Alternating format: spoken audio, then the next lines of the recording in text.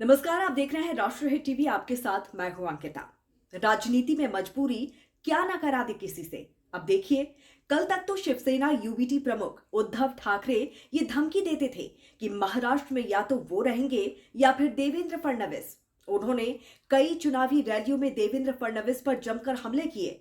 उन्होंने ये तक आरोप लगाया कि देवेंद्र फडणवीस ने उनको और आदित्य ठाकरे को जेल में डालने की साजिश तक रची। लेकिन अब जबकि देवेंद्र फडणवीस महाराष्ट्र के मुख्यमंत्री बन गए हैं, तो उद्धव ठाकरे के सुर भी बदल गए हैं। उद्धव ठाकरे ने देवेंद्र फडणवीस को मसीहा तक कह डाला है।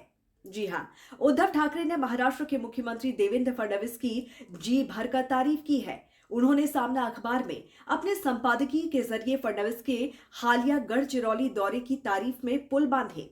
ठाकरे ने न सिर्फ फडणवीस की मेहनत और जमीनी काम को सराहा, बल्कि उन्हें गढ़चिरौली का मसीहा तक कह डाला।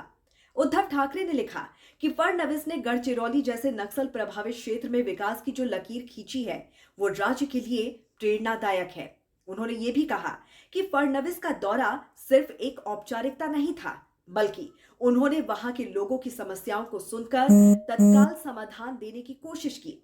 दिलचस्प बात यह है कि बीजेपी के धुर विरोधी संजय राउत भी देवेंद्र फडणवीस की तारीफ करने से खुद को रोक नहीं सके।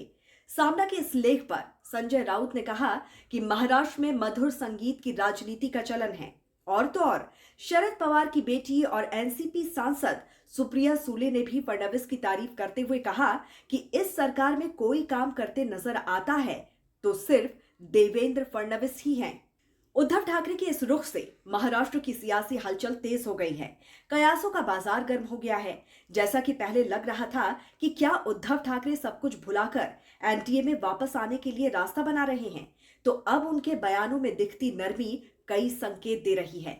हालांकि सामना के लेख में पूर्व सीएम और मौजूदा उप मुख्यमंत्री एकनाथ शिंदे की उद्धव ठाकरे ने खिंचाई भी की, जिस पर शिंदे गुट वाली शिवसेना का कहना है कि उद्धव अब अकेले पड़ गए हैं, उनको सहारे की जरूरत है, पार्टी कमजोर हो गई है।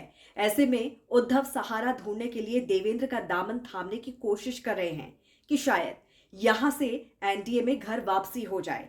तो वहीं उप मुख्यमंत्री एकनाथ शिंदे की पार्टी ने इसे शिवसेना उद्धव गुट की राजनीतिक मजबूरी बताया। बहरहाल आने वाले दिनों में ये देखना दिलचस्प होगा कि इस बयान का राज्य और केंद्र की राजनीति पर क्या प्रभाव पड़ता है। तो इस पर आपकी क्या राय है, जरूर हमें बताइए कमेंट करके। जुड़े रहिए राष्ट्रहित टीवी के साथ। नमस्कार।